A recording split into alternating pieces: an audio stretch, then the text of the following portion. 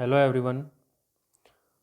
Today we discuss about solar and lunar eclipse. उस दिन हमने बात की थी सौर मंडल के सारे ग्रहों के बारे में। सबसे पहले उसमें हम जो हमारा ग्रह है पृथ्वी, उसके उपग्रह के बारे में हम बात कर लेते हैं, जिसका प्राकृतिक उपग्रह जो है वो है चंद्रमा, मून। चंद्रमा पृथ्वी का एकमात्र प्राकृतिक उपग्रह है। पूरे सौरमंडल में यही एक उपग्रह है जो सामान्य उपग्रह से बहुत बड़ा है।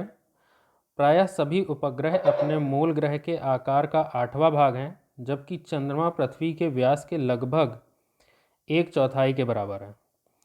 चंद्रमा की गुरुत्वाकर्षण शक्ति पृथ्वी के गुरुत्वाकर्षण शक्ति के 6ठे भाग के बराबर है। चंद्रमा पृथ्वी का निकटतम खगोलीय पिंड है और चंद्रमा की पृथ्वी से औसत दूरी जो है वो 382,000 किलोमीटर है और चंद्रमा की पृथ्वी से निकटतम दूरी जो है वो 364,000 किलोमीटर और तथा अधिकतम दूरी जो है वो 406,000 किलोमीटर है। चंद्रमा पृथ्वी के चारों ओर 27 दिन 7 घंटे 43 मिनट 11.47 सेकंड में और इतने ही समय में अपनी धुरी पर भी एक चक्कर लगाता है। चंद्रमा के परिक्रमण काल और घूर्णन काल समान होने के कारण हमें इसकी केवल एक ही सतह दिखाई देती है और यही सतह जो है वो हमेशा सूर्य के सामने रहती है। तो इसका पिछला भाग जो है वो हमेशा अंधकार में डूबा रहता है, जिससे हम शांति का सागर कहते हैं, सी ऑफ ट्रैंक्विलिटी। वहाँ का तापमान भी बहुत कम है, क्योंकि वहाँ पर कभी भी सूर्य की किरण पड़ती ही नहीं है, तो जिस वजह से उसका जो वो वाला भाग है वो हमेशा ठंडा ही रहता है। और साथ ही चंद्रमा का उत्पत्ति के बारे में जब हम बात करते हैं तो कहा जाता है कि चंद्रमा की उत्पत्ति जो है पृथ्वी के ही किसी एक भाग के टूटने से हुई थी और कहा जाता है कि प्रशांत महासागर का गड्ढा चंद्रमा के पृथ्वी से टूटकर अलग हो जाने से बना है और चंद्रमा पर जो चट्टानें मिली हैं वो उनका मिट्टी का जो रंग है वो नारंगी है। साथ ही साथ चंद्रमा पर जल नहीं है और चंद्रमा पर जल रहित जो क्षेत्र है, वाटरलेस एरिया, उसको हम तूफान का महासागर, ओशियन ऑफ स्टॉर्म्स कहते हैं। चंद्रमा से अगर हम बात करें तो चंद्रमा से आकाश देखने पर हमको काला दिखाई देता है और चंद्रमा की जो रोशनी है वो पृथ्वी पर 1.3 सेकंड में पहुंचती है। जैसा कि हम ये चित्र भी देख रहे हैं कि हम अगर अपने पृथ्वी से चंद्रमा को देखते हैं तो वो कैसा दिखाई देता है। अब हम बात करते हैं सूर्य ग्रहण की। सूर्य ग्रहण की जब हम बात करते हैं तो पृथ्वी सूर्य के चारों ओर चक्कर लगाती है तथा चंद्रमा पृथ्वी के चारों ओर चक्कर लगाता है। इस क्रम में जब सूर्य, चंद्रमा तथा पृथ्वी तीनों एक सीध में इस प्रकार आ जाते हैं और सूर्य तथा पृथ्वी के मध्य चंद्रमा होता है, तब चंद्रमा की प्रच्छाया पृथ्वी के मध्य चंद्रमा होता है और तथा तब चंद्रमा की प्रच्छाया जो है वो पृथ्वी पर बनती है। तो पृथ्वी के इस स्थान से सूर्य दिखाई नहीं देता है और अंधेरा हो जाता है। इस घटना को ही हम पूर्ण सूर्य ग्रहण कहते हैं। सूर्य ग्रहण की जब हम बात करते हैं तो ये तो हमने पूर्ण सूर्य ग्रहण की बात की। इसी तरह सूर्य के हम प्रकार भी हैं सूर्य ग्रहण के, जैसा कि हम अक्सर न्यूज़ में कभी कभी सुनते हैं कि आज आंशिक सूर्य ग्रहण है, आज अर्ध सूर्य ग्रहण है, आज पूर्ण सूर्य ग्रहण है।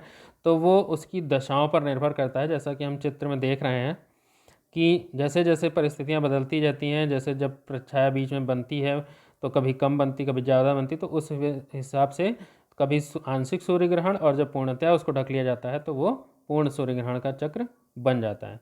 तो इस प्रकार से अगर हम देखें तो हमारे पास 3 प्रकार के सूर्य ग्रहण होते हैं: पूर्ण सूर्य ग्रहण, आंशिक सूर्य ग्रहण और वलयाकार सूर्य ग्रहण।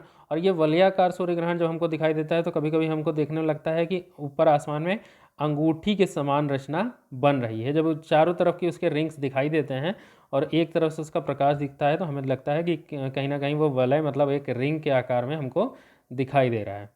अब हम बात करते हैं चंद्र ग्रहण की। जब कभी पूर्णिमा की रात में सूर्य और चंद्रमा के मध्य, और हाँ एक चीज़ और, सूर्य ग्रहण हमेशा अमावस्या को ही होता है, पूर्ण सूर्य ग्रहण।